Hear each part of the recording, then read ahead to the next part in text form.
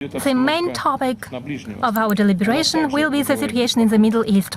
It is of equal concern. And here it is an example of what I've mentioned before. It is an escalation of a protracted conflict that we haven't been able to settle for decades. Another wave of Israeli-Palestinian confrontation has probably become one of the bloodiest in a long series of clashes between Arabs and Israelis. The clashes in the Gaza Strip have already claimed lives of more than 30,000 people, most of them civilians. But at the same time, let me stress, we have always opposed any manifestations of terrorism. The hostilities that broke out in the Gaza Strip a year ago now spread over to Lebanon. Other countries of the region have been affected. The degree of confrontation between Israel and Iran has grown sharply. It resembles a chain reaction and pushes the entire Middle East region to the abyss of a full-fledged war. The humanitarian situation is rapidly degrading. The number of refugees and internally displaced persons has already exceeded 1.5 million people. A colossal damage has been inflicted on infrastructure, residential houses, schools, hospitals, social facilities. These devastations are ongoing. Obviously, Russia has many questions, many important and acute questions, and issues that we have to settle for ourselves. That's what we are doing, and that's what we will continue to do. But at the same time, we have always sought to make our tangible contribution to civilization in the Middle East.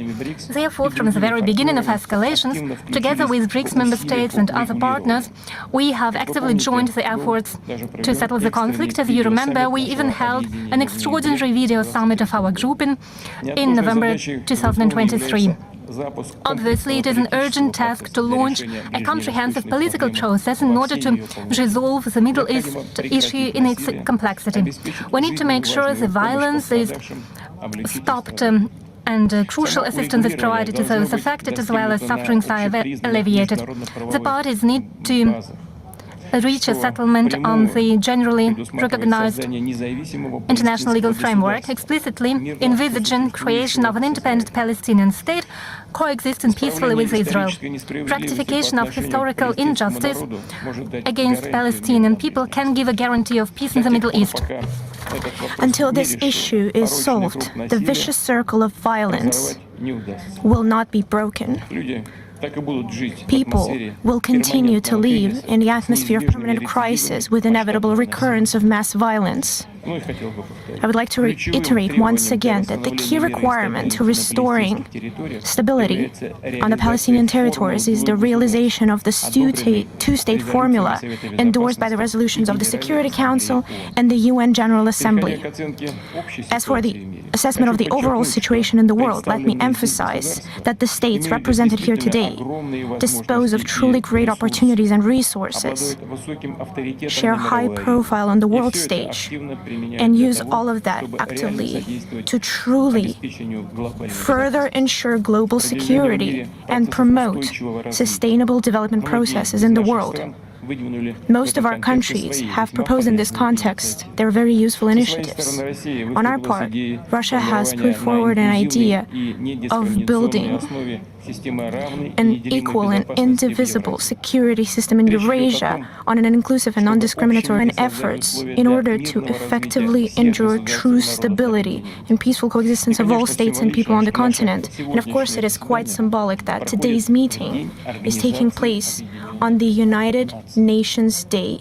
It was on the 24th of October, 1945, that the UN Charter came into power, the principles of which for over 8 decades have been a cornerstone of interstate relations and international law. This universal organization should continue playing a central role in sustaining peace and security, assisting in steady progressive growth. Meanwhile, to ensure the effective functioning in the future of the UN, we believe it is important to adapt its structures to the realities of the 21st century. expand the representation in Security Council and other key international bodies of countries of Asia, Africa, and Latin America, including those whose leaders are present in this hall today. It is high time we reformed UN institutes of development and global financial structures. The way of developing countries in the world economy has changed drastically over the last decades. Yet, in particular, this was not reflected properly in the governance systems of the International Monetary Fund, World Bank, and other multilateral banks of development.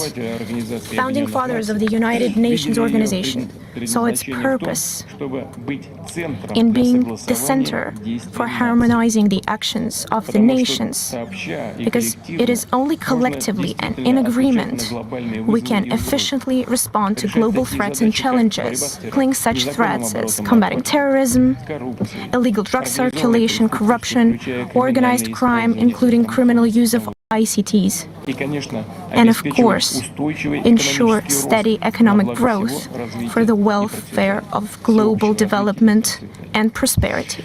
It is obvious that the next wave of global economic rise is formed exactly in the countries of the global majority, which is why it's high time we discuss the idea of creating our own platform to explore the potential of our growing economies.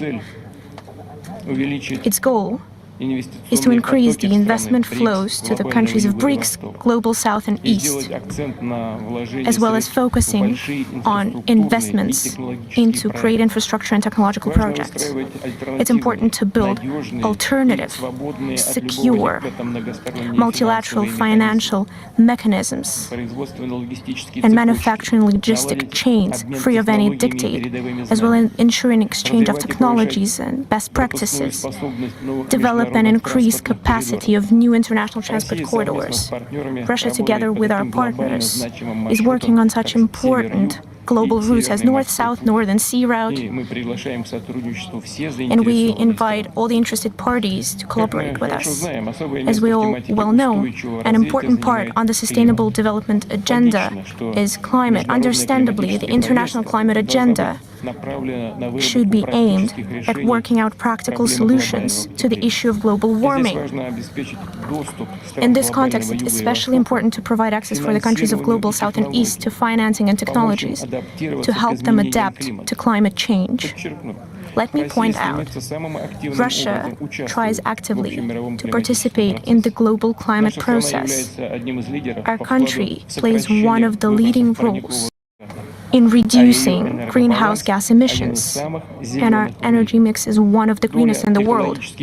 Share of ecologically clean generations of gas, nuclear, and hydro generation accounts for 85%. Russian territory is home to over 20% of world forests,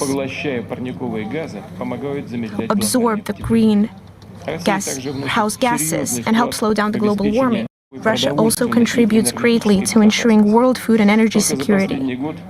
Only over the last year, we've sent over 100 million tons of produce for export. We've gained a leading position in providing grains and energy sources on the market. Within BRICS, we've initiated the grain exchange. We believe that this mechanism will contribute to establishing clear regulations of agricultural trade